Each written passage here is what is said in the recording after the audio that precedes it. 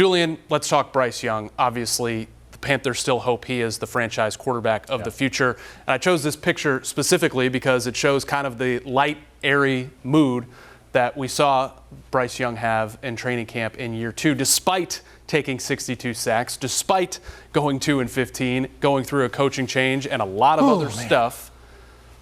The mental bounce back to me seems like the first step.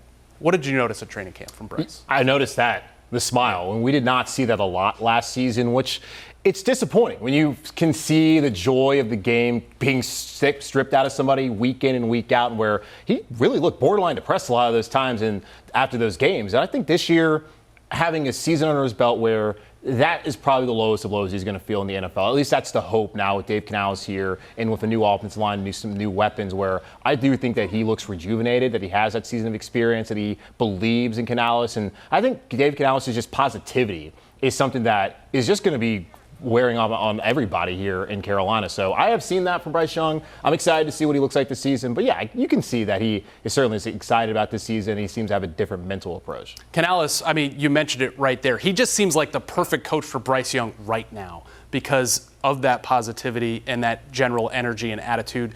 But also, you think about it, Bryce Young, entering week 1 against the Saints, he'll be on basically his third head coach, if you include the interim. He'll be on his third play caller, I think. It snapped back and forth between Thomas Brown and Frank Reich a couple of times last year. And then there was a report that Frank Reich even changed the offense multiple times before Bryce Young hit the field. So eliminating all of that has got to be helpful. Yeah, we saw reports last year that they put too much on Bryce Young's plate. And even going back to that report from The Athletic from Joe Person and Dan Rossini, Bryce Young really was asked mainly to just be ready to go. They weren't working on his footwork, not working on fundamentals. They just wanted him to play because they wanted to see what they could get out of what is a very valuable asset, an expensive asset, after they traded up to number 1 to go get him. And now the fact that you have one man in his ear, and Dave Canales, as the head coach and as the play caller, which Frank Reich was last year, but you're trying to figure out, was it Thomas Brown? Was it Frank Reich? There also was Josh McCown in there. Now it's just Dave Canales. And he's the one talking to Bryce. We know what he's done the last 2 seasons with Baker Mayfield in Tampa Bay, then the year before that with Geno Smith in Seattle. I think just having that one voice in his ear, having to not have to learn 2 different offenses, it sounds like, and have just one, and have guys he's worked with before and guys he can trust, that's going to help him this year have success. In another segment, you bought the fact that Bryce Young would be basically a top 20 quarterback in the NFL this year after being near the bottom of the league his rookie season. You were at camp basically every day. Physically, what did you see that makes you think that can happen?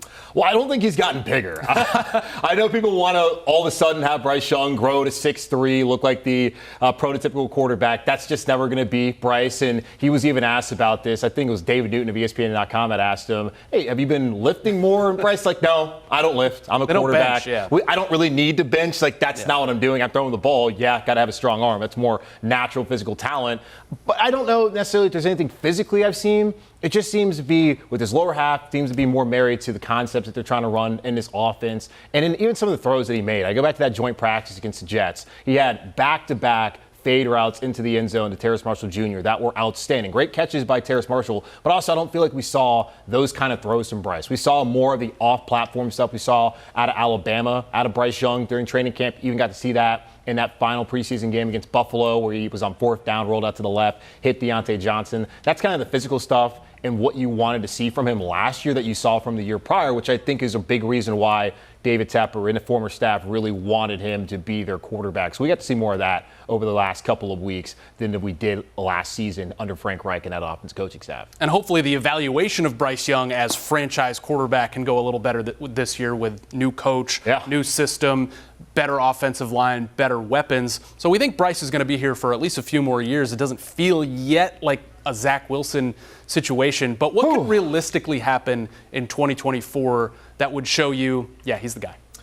He's got to stay healthy again. I know that was a big thing last year. People were concerned about whether with his size and his weight, if he could be able to stay healthy and play every game. Now, he did miss one game, the mysterious ankle situation. I'm not quite sure what exactly that was, but he played the other 16. And as you mentioned earlier, 62 times he got sacked. Only other quarterback in Carolina Panthers history who got sacked that many times was Steve Berline. But he got up all 62 times. Yeah. And I don't think if that happens again where he gets sacked 60-plus times that he's going to be able to get up from every single one of them just based off of the percentages and this being a physical game. So he's got to show that he can stay healthy again. But he also needs to show that he can operate an offense to a above average efficiency level in the NFL, and then to show that confidence and why they brought him in. Make the plays off platform, be able to throw the ball and be accurate like he was at Alabama, like he was at times in the preseason and in the training camp. Those are things that you need to see from Bryce.